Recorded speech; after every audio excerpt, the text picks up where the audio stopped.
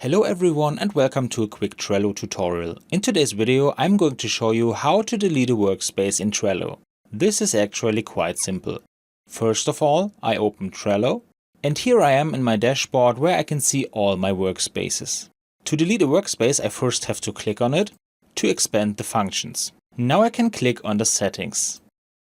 In the settings I now just have to scroll all the way down and click on delete this workspace. It is important to note, unlike cards, lists or boards, deleting a workspace cannot be undone, because they do not end up in any archive. They are completely gone and this is explained again here. To confirm this, I now have to enter the name of the workspace again, and then I can click on Delete Workspace. And then it only takes a moment and the workspace has been deleted from Trello. And that's all you have to know. I hope you enjoyed the video and I will see you again in the next tutorial. Until then, your tutorial guy.